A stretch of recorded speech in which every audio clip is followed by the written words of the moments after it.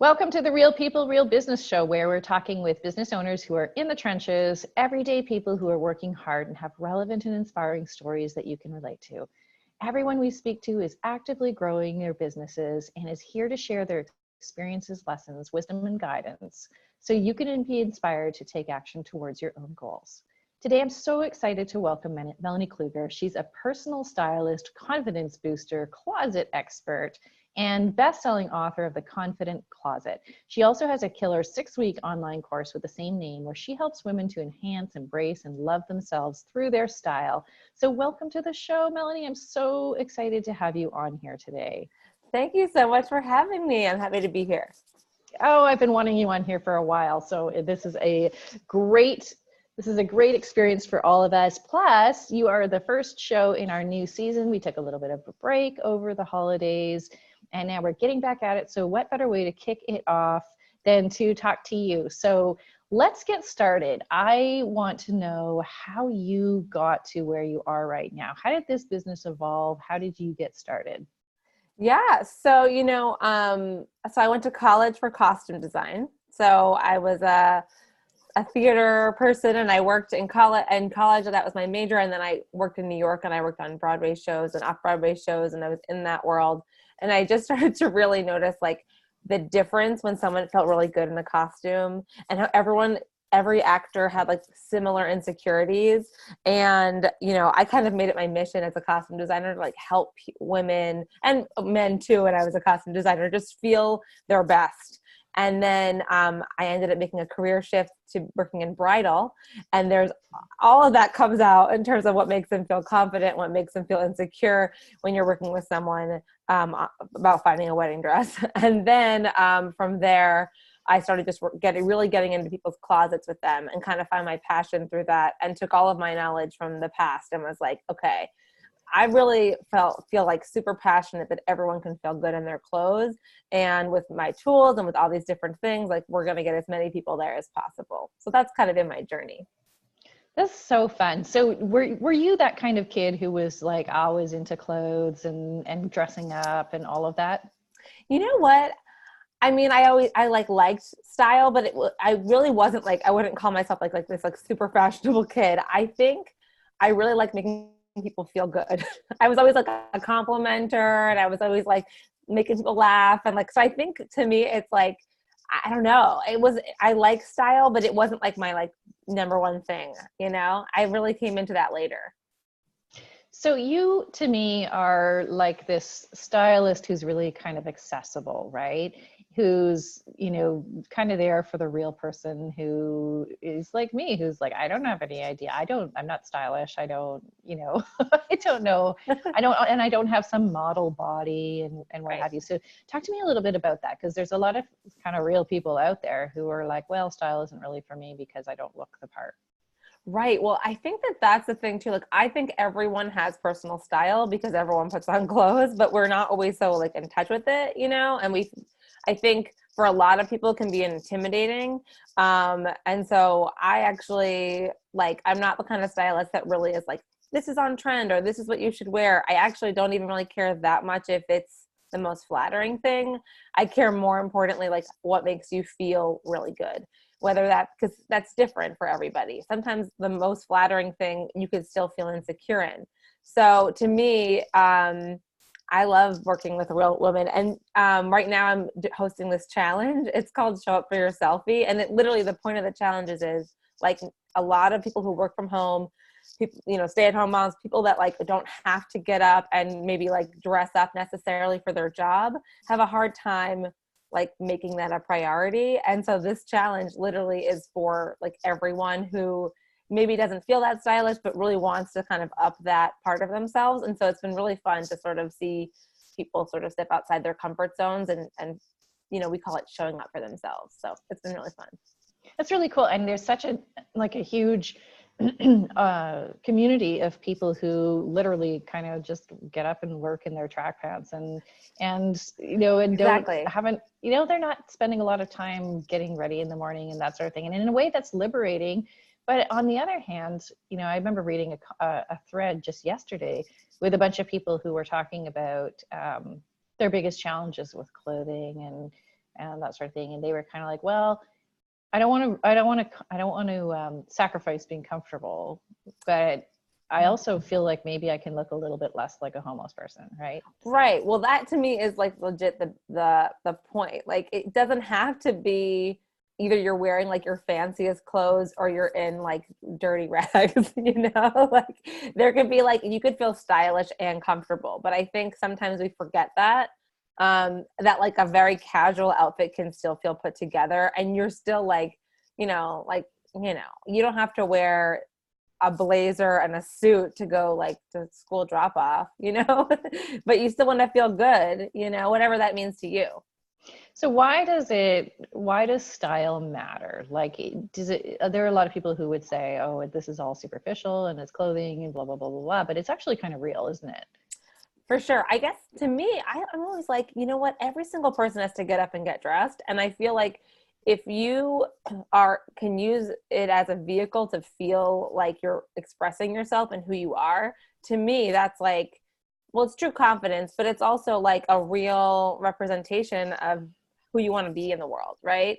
So to me, it's not, to me, it doesn't come off as, I don't think it's frivolous. I think a lot of people kind of put it in that category, but I think it's like, even that person that you were saying in your feed was talking about how they, they could find the happier medium, right? Because they don't feel like they're showing up fully for themselves in that version of themselves, And so this is about showing up for yourself and feeling right. good about yourself rather than for other people, right? Because I mean, there's always been that sort of cliche that women dress for other women, right? Right. Oh, I know. Isn't that so funny? Exactly. And that's sort of one of the things that I really try to get people to focus on. What's going to make you feel your best, right? Like, don't put on makeup if you don't care about makeup. But if you feel really good when you, I don't know, get your eyebrows waxed, then do that for yourself, right? Like, what's it going to be for you? Not what's it going to be for anybody else? Because the follow on to that is like, what happens when we feel good about ourselves? Exactly. Yeah. And what that does, like, think about how I think it has a trickle effect, right? If you're showing up more confident and you feel like really like empowered, like by what you're wearing, and you feel like, awesome, how are you going to interact with people? How are you going to go into, your day? Yeah. So it's not a thing, right? It's like, we have to kind of wear clothes, right? Right. Or Exactly. we're gonna, we might get arrested or we might freeze. So if you're going to wear clothes, I guess you're in two camps. Either that's a form of self-expression or it's entirely utilitarian. Right. But even if you feel like it's utilitarian, I feel like you still are making a decision about how you're showing up, Right. Even if you're like, right. I'm going to wear the same black t-shirt and jeans every day, that's still a choice that you're making, Yeah, Steve that's Jobs, your right? style. Exactly. By the way, I live So in San Francisco, so the nudity thing is real. Oh. People just walk around like they go supermarket shopping. They just changed some of the laws, but for a while when we first moved here, it was like, that person's just holding grocery bags and wearing flip-flops. That's it. Cover your eyes, kids. Wow, that's bold. Welcome to San Francisco. Well, most of the time you wouldn't be able to do that up where I live because you'd freeze your butt off, literally. Right. So tell me how you work with your clients. Who do you work with? What do you do with them? What kind of transitions are they making when they're doing work with you? Yeah, so I have a signature process and it's in my online course. So it's called the Confident Closet course. And what we do is we kind of, before we even get into the closet, we kind of set a foundation. So I work with a lot of people who maybe have gone through a transition in their closet and their style doesn't feel as clear or as aligned anymore with themselves. So we start with like, okay, what's going to make you feel your best in terms of like, I call it the beauty basics. Like, what's that thing we were just talking about that makes you feel your best? And we kind of go through, we make sure your personal style is clear. We make sure that you understand what fits your body well and talk about all of that. We talk about underwear, we talk about all of it. And then once we set the foundation, then we go into your closet and we get rid of everything that's not serving you. And I help you find creative ways. If you don't want to donate, maybe we can, have a clothing swap party. We go through all of it, all of the steps to making you feel like you have a closet that represents you. And then we organize it and then we go shopping and we talk about how to maintain it. So that's the process that I work with people on how to like, then once your closet feels super aligned and your style feels super aligned, then every single morning is more streamlined and you feel more like yourself when you leave the house. So this is super interesting to me because there's, I have gained a little bit of weight in the last few years, and it's really interesting how much emotion there is in your closet, right? Mm-hmm. It's weird. You go in there and you're just like, you know, there's all these feelings and all of this story behind the clothing that you've bought and why you've bought it. And really it's like a metaphor for the fact that you're trying to feel better about yourself. And sometimes that doesn't work, right? I know. You know what is, I would say the number one thing, the reason, you know, that saying like, I have a closet full of clothes and nothing to wear. It's the reason is because we hold on to clothes for like a whole slew of reasons, and none of them are, I want to wear that. Right. And the number one is sentimentality, right? Or like this attachment, the clothing means something, you know, like whether it means I wish that I still fit into it, or I have a really good memory. I wore, you know, a really great day, things like that, that we sort of attach to these pieces in our closet. But we're not wearing them because they don't work for us anymore, you know? Yeah. It's like commentary on, it's like this anthropological commentary. Go into an archeological dig and you find all of this stuff and these stories and these memories, and you're like, so we hold on to. It's funny how something that was originally so utilitarian has now become like really attached and has a lot of meaning. Yes. And then the other thing that I think is really interesting is like, you know, if you have a lot of clothes in your closet that you used to like, maybe, you know, you used to have a different job, but now they're not appropriate, or you've gained or lost weight, something like that. Like a good section of your closet is filled with clothes that you genuinely still like, but you can't wear anymore. What that does mentally every morning, right? Because you're not going into your closet like, what can I wear? You're like, wish I could wear that. And like what that kind of every day is reminding you of, you know? Yeah. And so the work that you do is actually quite emotional work, isn't it? For sure. Yeah. I feel like personal stylist, I struggle with this because I'm like, personal stylist doesn't like really encompass what I do. I feel like it's like it's missing something. There's definitely like a major coaching level to what I do. Yeah. You're like this concierge kind of ushering them through a transition in their lives, aren't you? Yeah. Carla calls me a confidence coach, but again, it's like, there's like all these different parts to what I do, you know? Yeah. Oh, I totally get it. And some people might see the term stylist and think it's like an indulgence, or it's something that, you know, they don't to do. You know, how do you consider yourself to be a little bit different than what most personal stylists might be?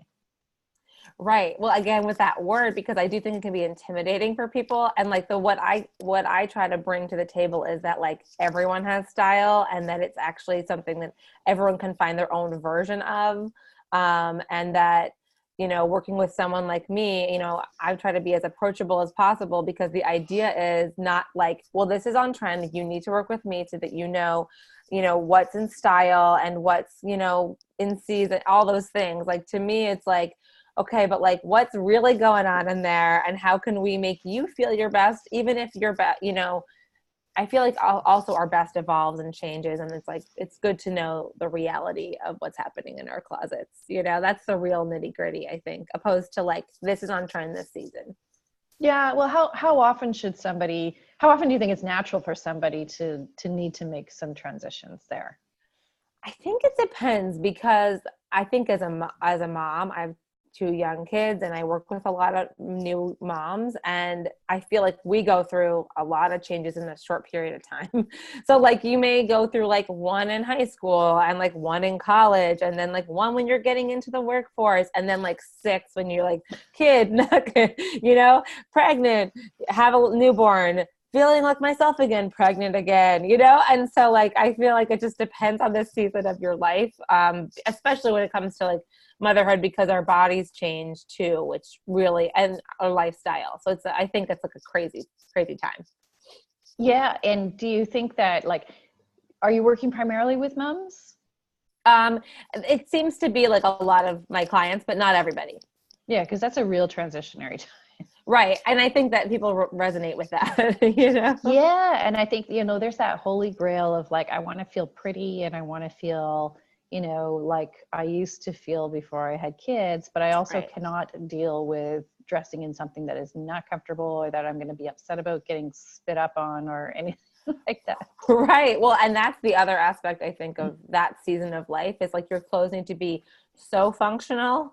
You don't want to invest in like things in the same way you might in a different season of your life, but you still want to feel good, especially because your body has changed and all these things have happened. So, I think it's like really important to make sure that you take time for yourself in that time in all different ways, but Oh yeah, absolutely. Because it's so easy to lose yourself with 100%. so many things going on. Do you ever have, now do you have people who are coming to you and saying, help me shop, tell me what looks good on me. Like, I just don't know.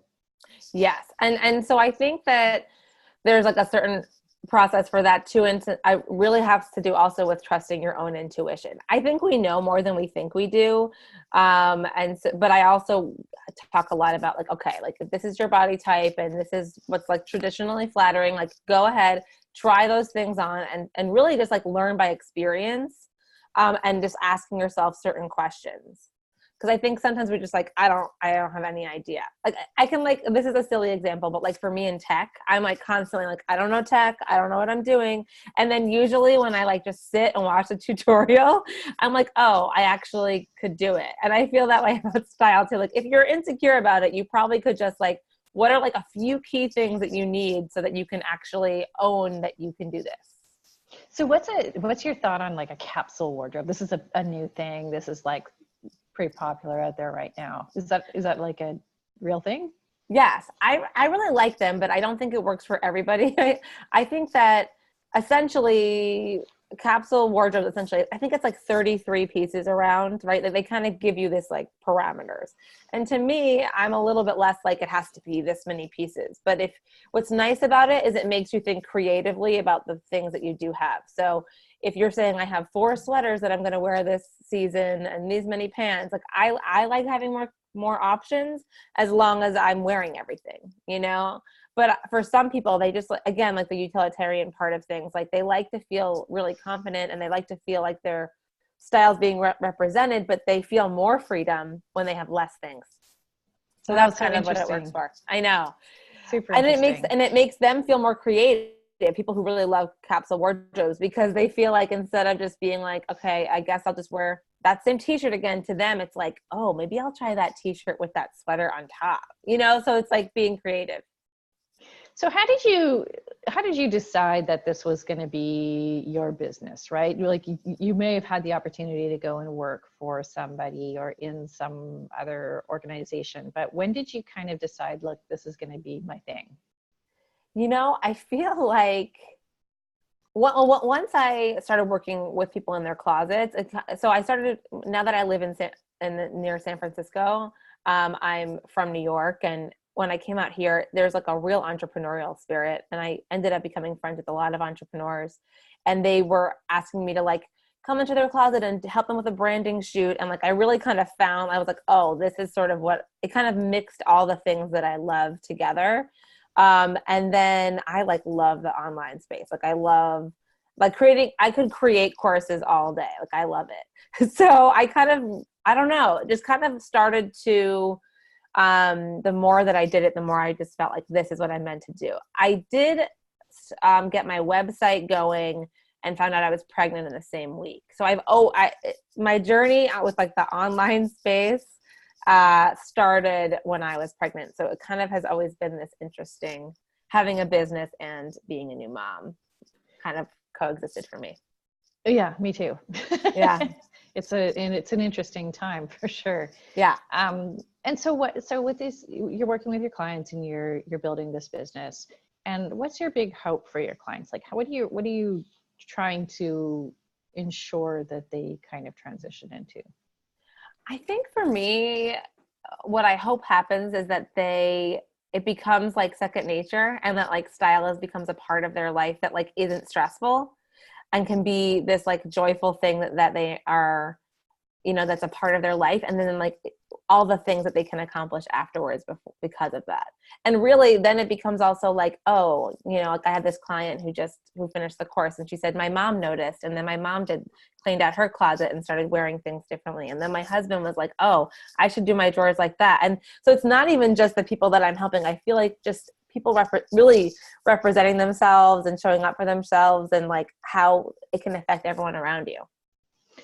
So styling has been an industry for a long time, right? Yeah. Very traditionally with celebrities and in the movie industry and what have you. And how has that industry changed in the time that you've been involved? Well, I think that one of the main things is like access is different with the internet, like it's like, I think back in the day, like stylists were only really for people who had like a certain amount of money, who like, were going to a premiere, or who, it was more for like celebrities. I think that's why the word stylist, I feel so like untouchable, and so to me, the biggest thing is now is like for me, I'm not trying to work with celebrities. I'm trying to work with everybody. So, or everybody, when I say everybody, I mean like everyday people, right? But I guess celebrities could technically be that too. But you know what I'm saying? And so I think that's the big shift, is that really stylists can work with anybody. It's not just this far off, unattainable thing.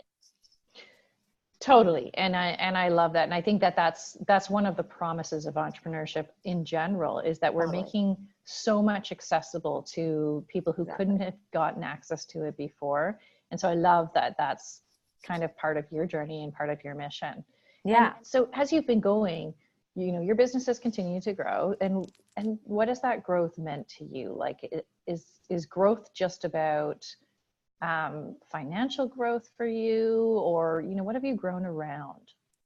I think I like to think more about impact, right? So like, and when I think about growth, like to me, when my book came out last year, like I felt like all of a sudden I could reach so many more people because it was on Amazon and it could be reached in so many different places. And then with the course, it was like, oh, this person's taking it in Australia, and this person is taking it, I think we had someone from Japan, it's like all over the place. And so it makes you realize, oh, this is not just about like me and my, even what I think is possible. It's really about a bigger impact. And that to me feels like, I don't know, really awesome. I mean, growth to me comes in lots of different ways, like personal growth and, but I think, having the book come out really was like a shifting point for me. And it was a bestseller, wasn't it? Yeah, it was. And that was also really exciting, and felt like, oh my gosh, like this thing is resonating with people in a different way, to have like a smaller, more tangible product. Right. And like the big money question, the money shot for any of these business owners is like, what's worked for you in terms of growth? What I'm starting to realize is the more accessible I am, the more that, like right now doing this free challenge and like doing these free trainings has really made people sort of like jump in and check it out and see it. And the more that I'm available in those ways, then kind of makes it like people like ready to sort of take the next step. Right. So they get to experience you, and they get to, hit you with their problems. And so it's like, it's that kind of organic growth for you. Right. Exactly. And we're a lot of word of mouth. A lot of word of mouth. Right. Mm-hmm. And how are you making sure that happens? Well, so for example, in this challenge, like there's prizes if you post on social, and like just kind of like inviting people. I also am like very active in my DMs. I'm like chatting with people a lot just to make connections and to like I'm genuine about it, but I'm also like, okay, can you talk to this, shout me out here or do this thing there. And then, more people will find out about it. So that's been interesting. And the word of mouth actually, I think, starts with you asking, but then it becomes just sharing. Like at this point in the challenge, I'm not asking. It's just kind of like part of what they do, Right. And if they have that really impactful experience, they're going to be more likely to share and to continue to tell the stories about what they experienced when they were in the challenge, right? Exactly. So that's my goal. Like once we're in the challenge, is just be like really in it and present, and This is the fourth time we've done it, this challenge. And so also it's like the same people have been coming back and then bringing more people with them. Oh, awesome. Yeah. That's what you want to have happen for sure, right? Totally. They're like, okay, this time, I think also the new year has been a really interesting time because it's like everyone's kind of in that mindset of like wanting to work on different things, you know, like cleaning up their closet or loving their style more. Yeah. It's definitely a period of transition and renewal, I would say. Yeah, for sure. What's not worked for you? I think it's very easy to get like sucked in on social media to like doing things that you think are helping you, but really it's such a time suck. Like being really strategic about my time has helped me a lot because when I'm not strategic about my time, it's like so easy to be like, what happened with my day? Like technically I did things, but did I really do things, you know? So without a to-do list, I'm like nowhere. Yeah, so you're pretty big on planning and Yeah. structuring your days and that sort of thing, right? So when are you building in time to work with your clients? Because you've got two little kids and like this is the ongoing challenge for, you know, parents who are building businesses. Right. So things really changed a lot now that my son's in school for 5 days. He's in preschool. So that has been like a huge game changer. And I'm like my work time is from this time to this time. And so I try really hard to just like stick to those different times. Like, okay, I'll be able to do my live Wednesdays at this time. And if you can't come because people are all over the world, I'm just like, okay, well, you can watch the replay, things like that. So just kind of making my schedule and my time what it needs to be, and then letting everybody else, you know, sort of like watch the replay or I'll send it to you later, and like just doing what works for me and not trying to be like, well, I'll talk to you at, you know, 9:30 or 10 p.m., you know, like just being like, this is my time, you know, which is why online works. I love that. I mean, a lot of what I stand for is that I want people to start with them, right? Yeah. Build your business, start with you, and be clear about what you need this business to be for you before it's for anybody else. Exactly. If we're not doing that, we are building businesses that we're just not going to show up for. And then it's not sustainable. And like, I had to work on that a lot because I'm like, I'm a New Yorker. I'm a hustler. I will stay up late. I will go to, you know, I like do all the things and then I burn out. So I've been actively the past few years being like, what are my hours? When do I turn off? You know, I'm not always great at it. I'm trying. Yeah. I mean, we're not saving lives, right? And if we're working smarter, then we can make a lot more progress in our business without having to burn the midnight oil. But I think there's also something in there about setting expectations for yourself too, in terms of what you are expecting from yourself to be able to do. Yes, for sure. Yeah. All right. And like the most pivotal moment in your business, what was like the super game changer for you? So I think for me back when, well, I have two, but I would say when my son was maybe like 6 months old, a year, it was Mother's Day. And my husband was like, go and spend the day by yourself. And I was like, and I had like a full breakdown. I was like, I don't know who I am anymore. I don't know. And I realized I had to go through my own process on a deep level to find out like, who am I? What do I, what clothes represent me, like kind of do my own version of the confident closet to myself. And having that deep understanding of what my clients are going to be going through totally changed things for me. And then and that's when the course really took a whole new form. And that's when the book really, like I had so much experience in my own life that I felt like I could relate. It changed my marketing. It changed like everything. Just having to really, and also it was like very much like an outlet for me too. Having the two young kids, it was like, okay, well, this is, now that I know how to do this, I need to tell as many people as possible about it. So that was a very pivotal point. And then the other one was the book. Because I think when you set out to do something, and it was January of 2 years ago, I said, I'm going to have a book. It's going to be on Amazon. It's going to be a bestseller. And I didn't know how to do any of it yet, right? I was just like, this is the plan. And then having to figure out how to do it and then achieving the goal has changed me a lot in terms of how I approach any other situation. I don't assume that I have to know everything about a goal before I set it. And then the trust that I can make it happen, I think is like a huge game changer when it comes to business. Oh, absolutely. I mean, it's one of the biggest things that I wish I could somehow magically help every one of my clients do, and that's to trust themselves, because that's what holds them back, right? From moving forward and doing the things that they need to do, is that they just don't trust themselves, and so they'll do nothing, right? They'll take no action as opposed to just trying. And so I think like writing a book is not nothing, right? It's a pretty significant undertaking. How long did it take you to get it done?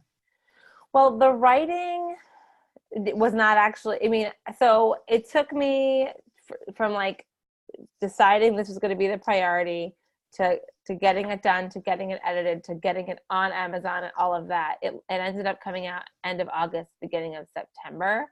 So it took me from January to September. But it was one of those things too, where like the book was done, I think maybe April or March. I think April. And then it was like, okay, but now we got to find the right quality. Now we got to figure out, okay, what are the actual steps? Who's going to print it? You know, we had to like figure out a bunch of that stuff. And then there was like, so there's all those things that you don't really know. And then it's like, okay, Amazon says this thing, but then they actually mean that. And it just takes a while to like actually get it out into the world. Which was such a lesson in patience, because you're like, it's here, it's done. And then you're like, but it's not, I got to do all the back end things to actually get it to you. So what has having a book done for you? Well, I will tell you, it makes it very easy to approach, like to pitch myself. It's like really, well, one, because I think it does give you that sort of like leg to stand on, like, I have this best-selling book, and like people I think are more apt to listen to you. And then on the other hand of things also, it's this tangible thing. Like I went into J. Crew and was like, hey, I'd like to do an event with you. And they were like, sure, come sell your book, you know, in the store and have an event. And I don't think I would have maybe gone up and been like, I think if I was just like, hey, I'm a stylist, they would have been like, all of us too. You know what I mean? So I think that it's been, so that it tangibly has really helped in that way. And then also, I think for a lot of podcasts and a lot of things like that, it's also really been helpful. And so do you recommend it for everybody? You think everybody needs a book? I don't think this is my path. I think that if you have something that you really feel like clearly would be good in that form, you know, I think it's like a great way to sort of like get your foot in the door in a lot of ways, you know, but I think it does take a lot of time, and it's an undertaking, and it's like a, you know, smaller price product. It has to be like the right move for you, you know? Yeah. And you've got this course as well, right? So how are you selling the course? Is that mostly online sales, or have you been doing any sort of promotion elsewhere? It's online sales. Yeah. And so, and what's been fun, you were talking about like, you know, to kind of taking imperfect action before. And like, I feel like what's been really fun is kind of just trying different launches and trying different things and seeing what resonates with people.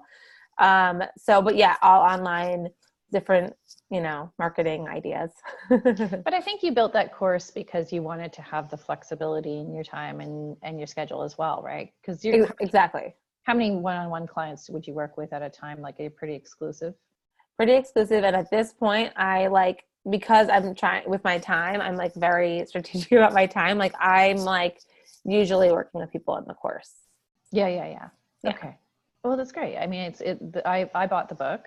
Yeah. And I love it. And I would recommend that you go and buy it if you're listening to this episode right now, because it's such an interesting concept, right? That the way that we present ourselves has a really huge impact on the way that we can actually achieve our goals. And I know that sounds like a stretch, but it's actually not.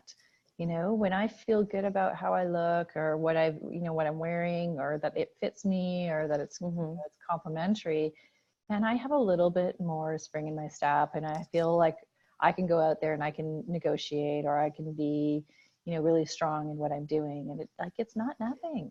No, for sure. And especially as an entrepreneur, I mean, everybody, but like as an entrepreneur, like you're also like, you're doing all these different things. You have branding. It's like knowing who you are and your style and how you want to be represented is like a huge part of it, I think. when it Are comes to there any branding. like style chameleons out there, like these folks who kind of want to be everything? Do I know any? Is that what you're saying? Yeah, does that exist? Like, is that a thing?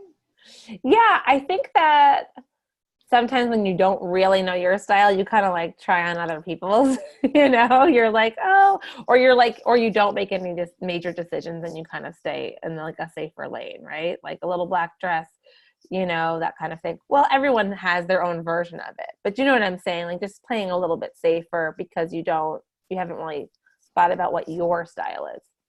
What's like the first thing that you recommend people do when they're in that place where they're just like, I'm overwhelmed by all of this?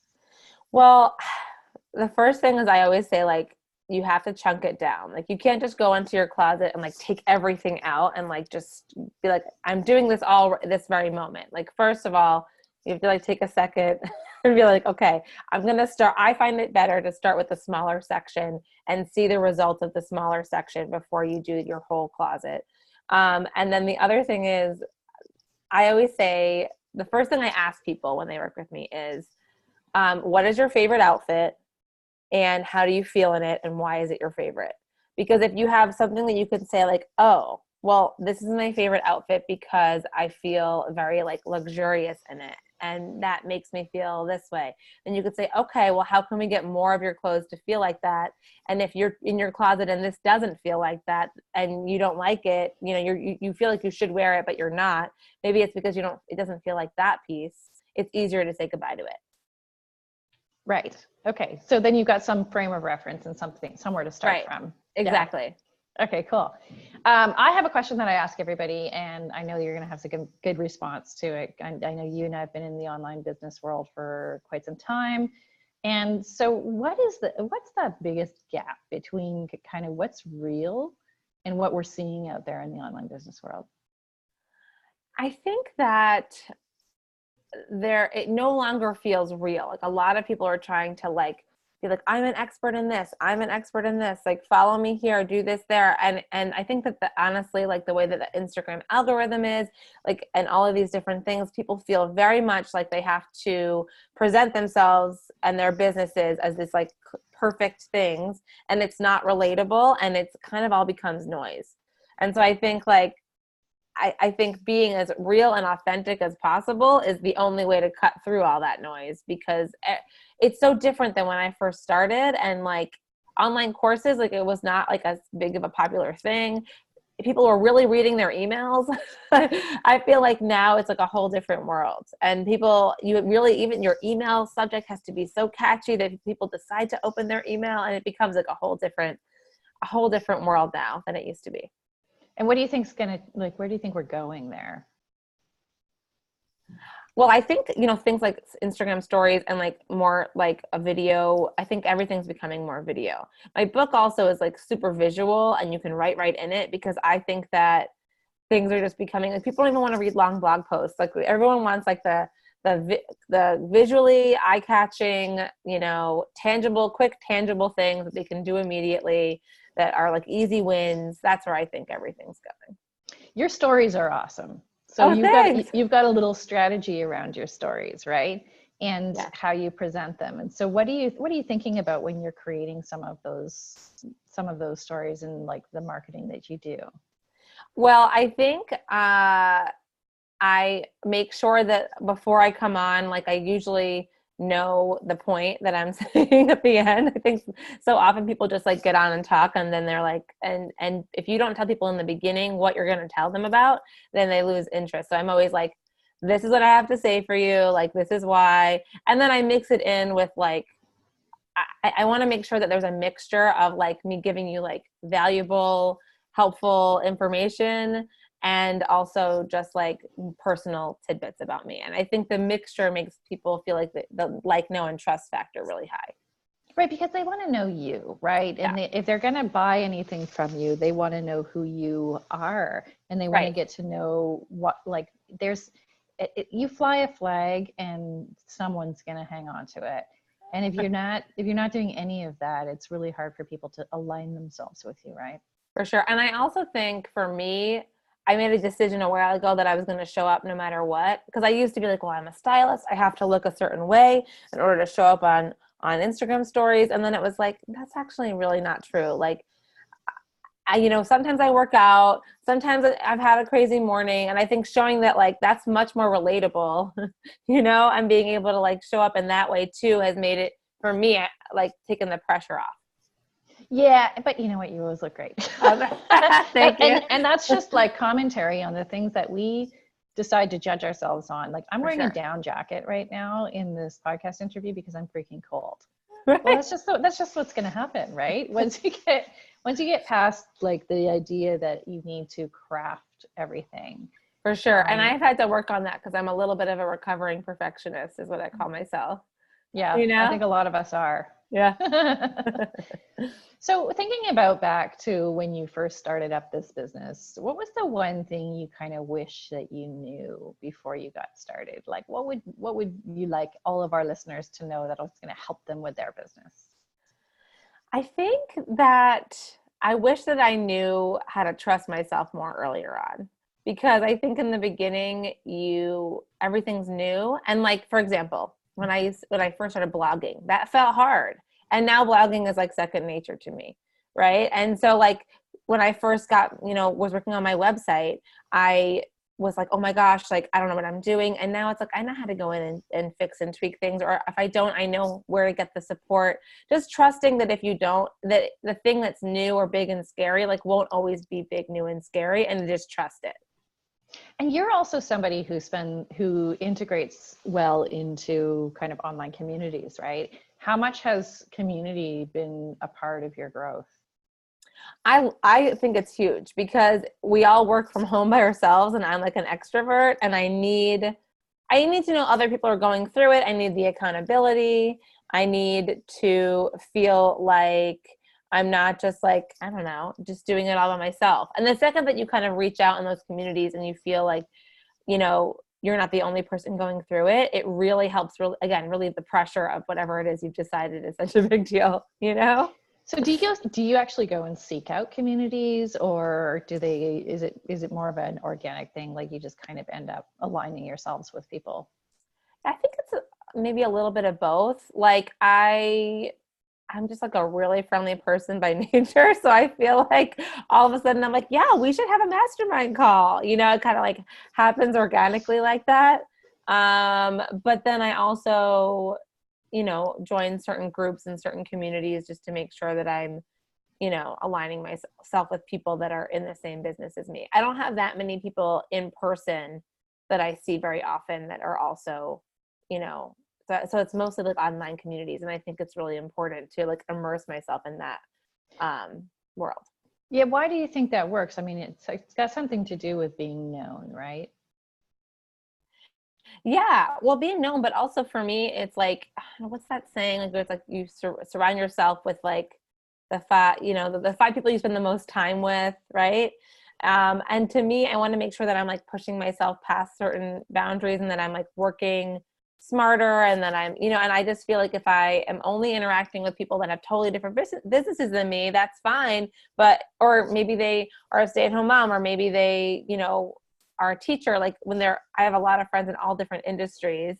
And then I just feel like having a community of online entrepreneurs, yes, makes me feel seen, but also makes me feel like I'm like, okay, like I can take it to the next level because I'm inspired or I've learned something from somebody else. Awesome. Yeah, I totally agree with you. I think that that membership in communities is a huge part of our marketing as online entrepreneurs. Yeah, for sure. Okay, so what's next for you? Where are you going in 2020? So 2020 is going to be a lot of the Confident Closet course, just growing like my own community and hosting, seasonally the course. And then I'm also working on a membership. So that would be the new thing that's coming out in 2020. Oh, how fun. Yeah, can you tell us any more about that? Honestly, I don't even know that much more. I just can feel that that's the next thing, and that's the direction, because my online community right now is like so engaged and so present, and I can just feel like what they are craving is community. in this way. And so I know it's coming, but I literally don't have any more information to give you. You heard it here first. Super exciting. I love it. I can't wait to see what you create. I think that there's, given the emotional nature of the work that you do, I think it lends itself really nicely to community and to, building some more camaraderie so we can share and commiserate. For sure. And get inspired by each other, and for sure. That's right. Yeah. And so what kind of support do you need in order to get there? I think that's actually something I'm always like, what do I need? I don't know.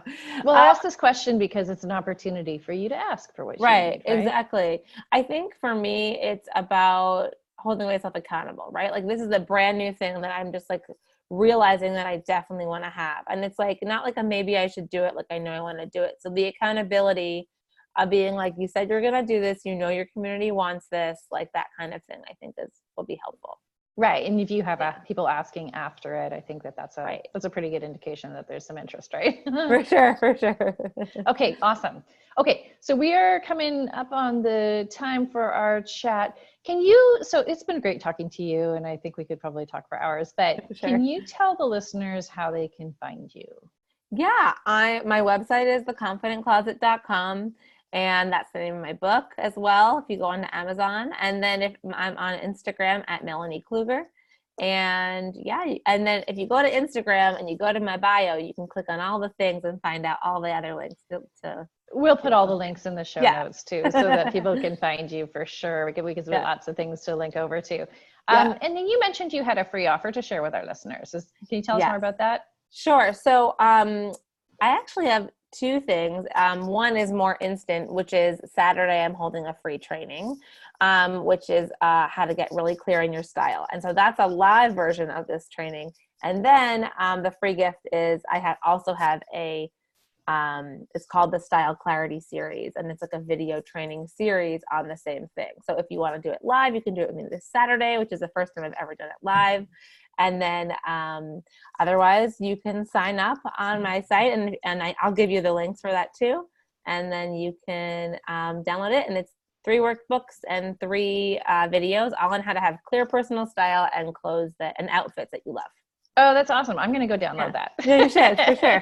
God knows I need some help. Okay, Melanie, that's awesome. Thank you so much for that gift. We'll put all the links in the show notes, and you guys go take advantage of Melanie's offer. She knows what she's talking about. She knows you guys as well. And that's a wrap for this episode. Such an amazing conversation, and make sure you go and check out Melanie and her incredible offer.